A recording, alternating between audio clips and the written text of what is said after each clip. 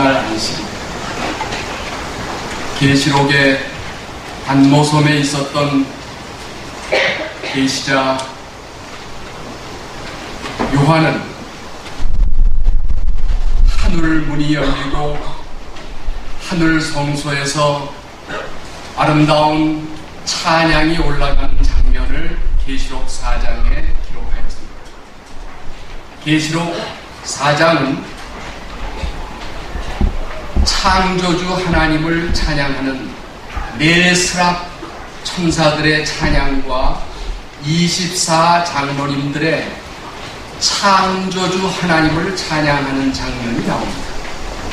그런데 계시록 5장에는 어린 양 예수 그리스도, 십자가에 달려 돌아가신 예수님에 대한 찬양이 네스랍과 24 장로들 뿐만 아니라 천천만만의 천사들과 함께 우주 모든 거민들과 온 우주의 만물들이 어린 양 예수 그리스도의 십자가를 찬양하는 장면이 계시록 5장에 나옵니다.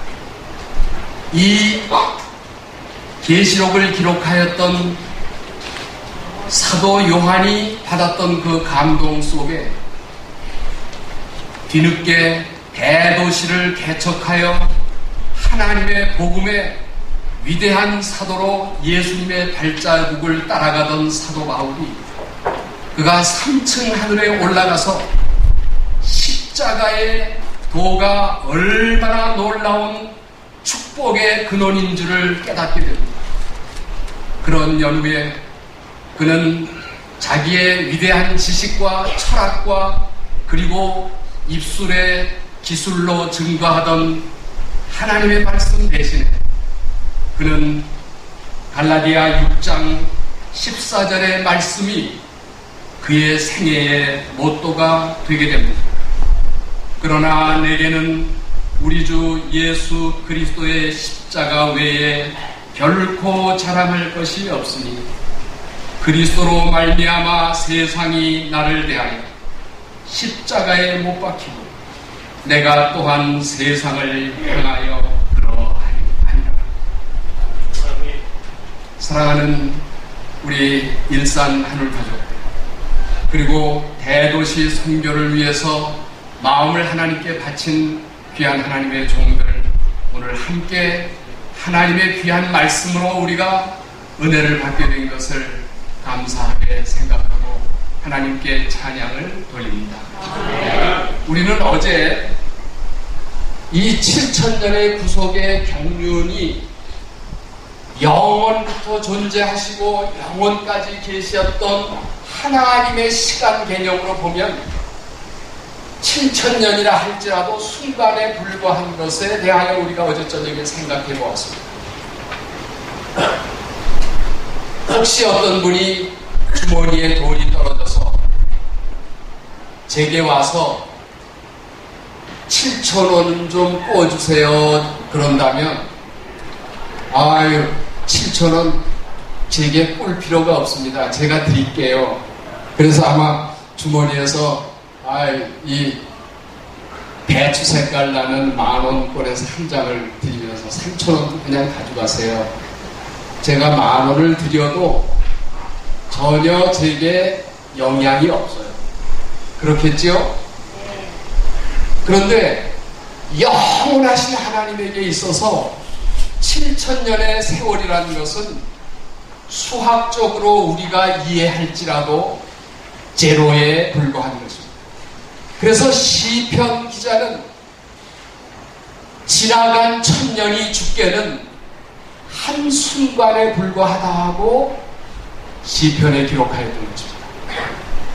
그러니까 7000년의 구속의 경륜은 하나님의 영원한 마음속에 잠겨져 있던 영원 전부터 계셨던 우주를 통치하는 하나님의 공의 십계명과 그리고 무한한 사랑의 하나님의 품성이 그 마음 가운데 숨겨져 있었습니다. 그런데 루스벨의 반역과 우주의 반역이 시작되면서 지구가 창조되었으나 타락하는 과정을 통하여 숨겨졌던 하나님의 구속의 경륜, 그것을 하나로 쫄구면은 십자가로 표현되는데, 십자가를 통하여 우주는 다시는 죄가 우주 안에 들어오지도 않을 뿐만 아니라 범죄하고 타락하였던 죄인이 어떻게 죄인에서 회복되고 뿐만 아니라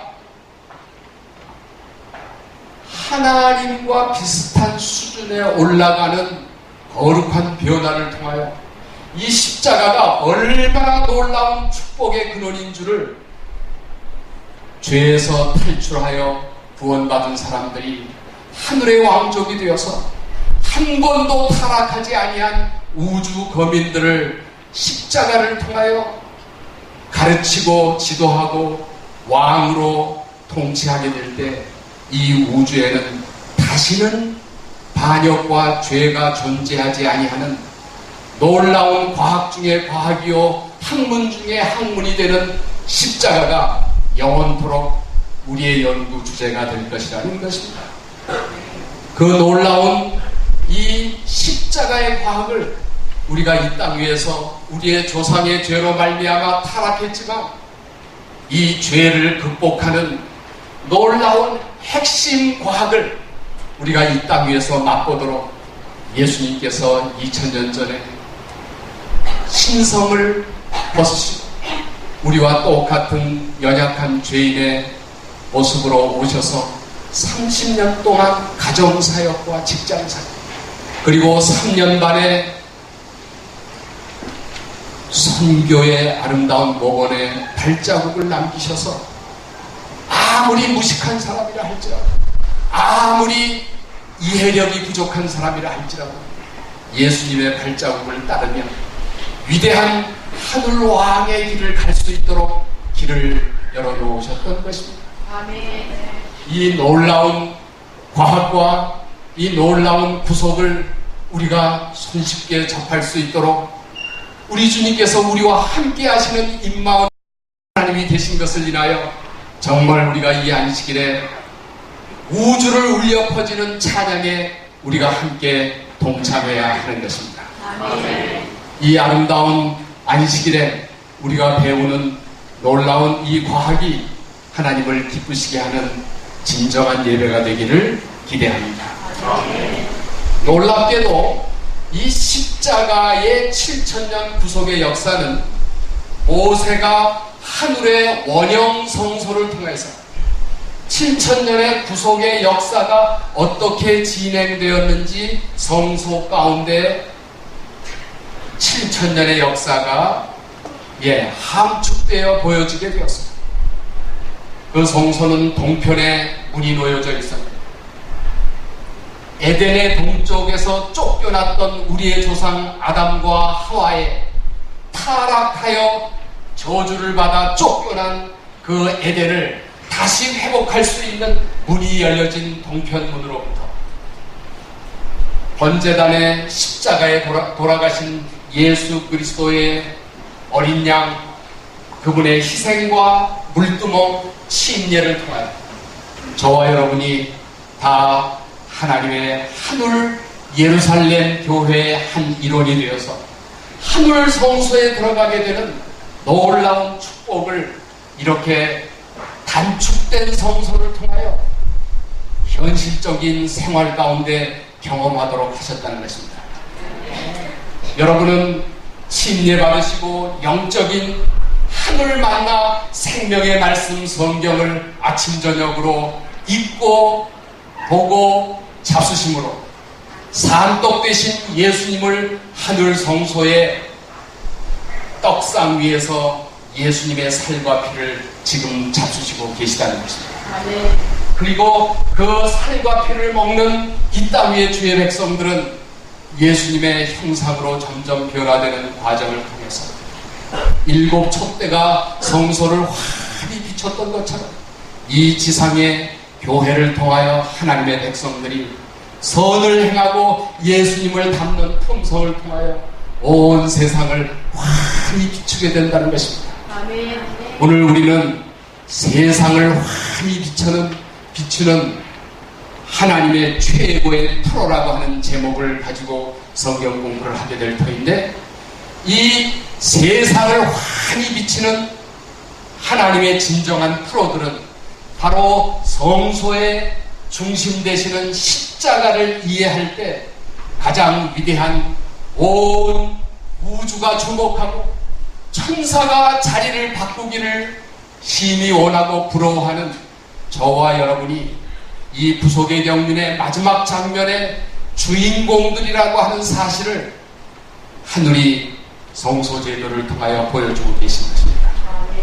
그리고 우리는 1844년 이후에 성소제도 가운데 예수님께서 지성소에 들어가셨는데, 지성소 안에는 십자가가 그 중심이 되는데, 대제사장이 1년에 한 차례 7월 10일 날 염소의 피를 가지고 그 지성소에 딱 한 번 들어가서 하나님의 법궤 위에다가 피를 뿌려서, 그것은 십자가에 달려 돌아가시는 예수님의 피를 상징하는데, 지금도 절대로 변개할 수 없는 하나님의 엄위한 십계명 법궤 위에 예수 그리스도의 희생과 아버지의 사랑의 피를 뿌리심으로 십자가에 나타난 십계명과 하나님의 사랑의 품성을 통해서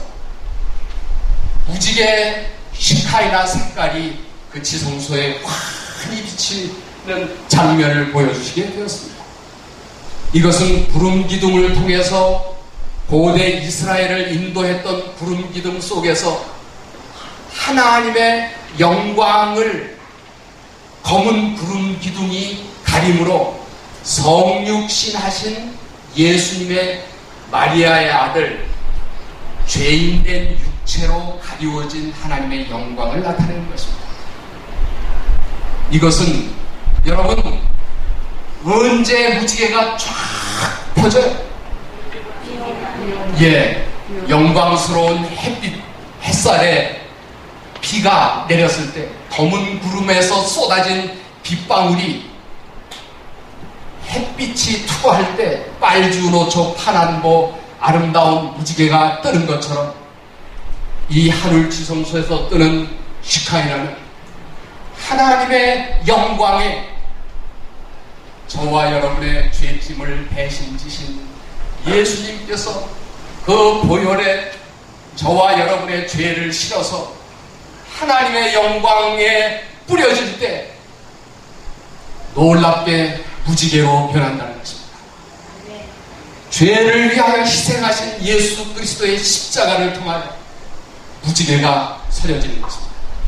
그래서 하늘 지성소에서는, 하늘 우주의 통치소에서는 십자가를 통하여 모든 예술, 모든 과학, 모든 문화, 모든 것의 기초가 십자가를 통하여 빛나게 된다는 것입니다. 그래서 하늘의 찬양은 그 중심에 십자가가 있습니다. 하늘의 예술, 모든 그림과 색깔은 십자가에 있다는 것입니다.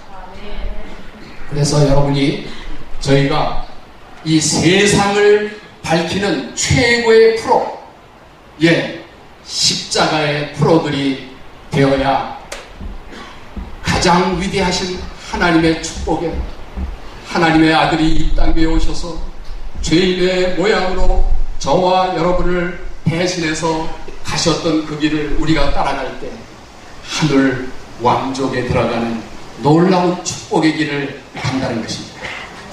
여러분, 이 영광스러운 부르심, 십자가를 통하여 우리에게 불러주신 이 놀라운 축복을 인하여 하나님을 진심으로 찬양하시게 되기를 바랍니다. 아멘. 세상을 밝히는 최고의 프로는 하늘의 축복을 나누어주는 최고의 프로들이라고 성경은 가르치고 있습니다. 일찍이 아브라함이 갈대아 우르에서 부자로 넉넉하게 도시 생활을 하고 있는 아브라함에게 하나님께서 어느 날 나타나셨어요. 이 앞에 불을 끄면 훨씬 좀 자세히 보일 텐데요. 어저께처럼 앞쪽에 이 불을 조금 꺼주시면 감사합니다. 하나님께서 나타나셔서 내 본토 아비집을 떠나 내가 지시한 땅으로 가라. 너로 하여금 큰 민족을 이루고 내게 복을 주어 너를 창대케 하리니 너는 복의 근원이 될지라. 사랑하는 하늘 가족들이시여, 성경에 예언의 신에 거듭거듭 저희를 아브라함의 후손, 범죄한 야곱, 이스라엘아 그렇게 우리를 부르시고 계세요. 그 말과 여러분을 복을 주고 창대케 하여 만국의 근원이 되게 하려고 하는 프로들을 만드시겠다는 말씀이 있어요. 창세기 12장 1절과 2절의 그 부르심에 대하여 말씀하셨는데 너희는 복의 근원이 될지라 그 말씀. 아멘. 여러분이 십자가를 그 과학을 확 붙잡게 되시면 정말 이 캄캄한 세상에 만복의 근원의 길을 갈 수 있다는 것입니다. 놀라운 축복의 기회가 아닙니까? 여러분은 오늘 귀한 자리에 잘 오셨습니다. 너와 내 자손이 영원히 복받기를 원하노라. 이것은 이스라엘 백성들을 향하여 모세가 죽기 전에 신명기서에서 기록한 말씀입니다. 모세뿐만 아니라 하나님을 따랐던 이스라엘 모든 후손이 복받기를 원하시는 하나님의 마음이 기록되어 있어요. 너를 시험하사 마침내 복을 주려 하십니다. 신명기 8장 16절. 혹시 집사님들 가운데 물 한 병 주시면 감사하겠습니다. 요 앞에다. 하나님께서 범죄하기 이전에도 인간을 창조할 때에 하나님의 창조하신 목적이 창세기 1장 28절에 기록되어 있습니다. 하나님이 하나님의 형상을 따라 지음을 받은 하나님의 자녀들에게 복을 주시며 그들에게 이르시되 생육하고 번성하라는 것입니다. 여러분이 사업을 하는 사람이라면 사업장이 번성하고 성장하고 땅에 가득하기를 하나님이 원하시는 것입니다. 여러분의 사업이 온 세계에 가득한 사업이 되기를 원하신다는 말씀입니다. 그리고 땅을 정복하라. 이 땅을 정복하라는 말씀은 여러분이 하고 계신 사업이나 여러분의 전문 기술이나 여러분의 전문 직업을 통하여 온 세계 최고가 되라는 말씀입니다. IT 산업의 빌 게이츠가 세계 최고의 머리가 되어서 빌 게이츠는 보통 자가용 비행기를 타고 다니지만 어느 나라에든지 가면 대통령을 만납니다. 장관들이 그를 수호하고 접대를 그러니까 하나님께서 여러분들의 영적인 축복을 통하여 온 세상에 저커버그 같은 사람이나 빌 게이츠나 워렌 버핏 같은 사람 같아지기를 원하는 게 창세 때에 이미 약속되어 있어요. 너희가 열국 중에 내 소유가 되겠다. 사랑하는 하늘 가족들. 열국 중에 지금 온 세계 수많은 나라 중에 하나님의 백성이 되겠고 나의 제사장 나라가 되며 거룩한 백성이 되리라.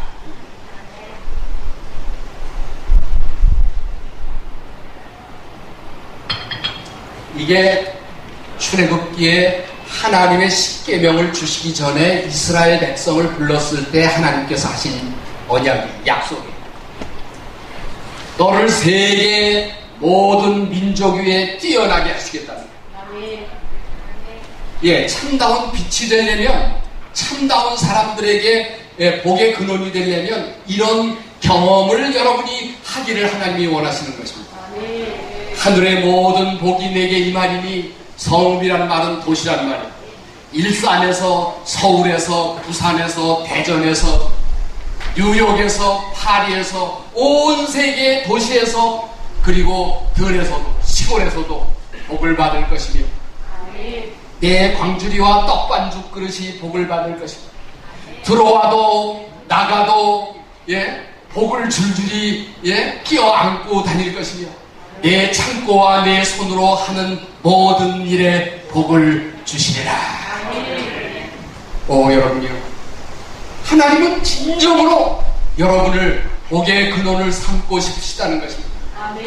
그것을 맹세하셨어요. 하나님께서 그냥 단순하게 조용하게 내가 너에게 복을 약속한다 그래도 변치 아니하시는 하나님의 놀라운 언약을 당신의 피로서, 아들의 피로서, 십자가의 희생으로 맹세하신 대로 저와 여러분을 하늘의 거룩한 백성 성민이 되게 하시리니, 세계 만민이 너를 두려워하고 너를 보고 너를 위하여 하늘의 보고를 여사 모든 일에 복을 주시리니, 내가 많은 민족에게 구워줄지라도 너는 꾸지 아니할 것이요 너로 머리 되고 꼬리가 되지 않게 하시리라. 신명기 28장 1절로 3절 13절. 사랑하는 하늘 가족들이, 이 놀라운 구약의 약속들이 하나님의 백성들의 불순종과 배역으로 인해서 성취가 안 됐어요. 그런데 하나님께서 놀랍게도 계시록 14장에 계시록의 주인공 14만 4천이 탄생하게 되는데, 성도들의 인내가 여기 있나니 저희는 하나님의 계명과 예수 믿음을 가지고 온 세계를 환히 비출 복의 근원이 이 땅 위에 태어난다는 것입니다. 이런 놀라운 축복을 받을 조건은 도대체 무엇일까? 어떻게 해야 이런 축복을 받아서 복의 근원이 될 것인가? 그 조건이란 내 말을 잘 듣고 언약을 지켜 행하면, 그렇게 말씀하셨습니다. 이 놀라운 축복들을 저와 여러분이 경험할 수 있는 조건이 하나 있는데, 누구 말씀을 잘 들으라고요? 하나님의 말씀을 잘 듣고 하나님께서 맹세로 언약하신 그 약속을 지켜 행하면 틀림없이 이 놀라운 약속이 저와 여러분에게 성취된다는 것입니다. 확실히 믿으십니까?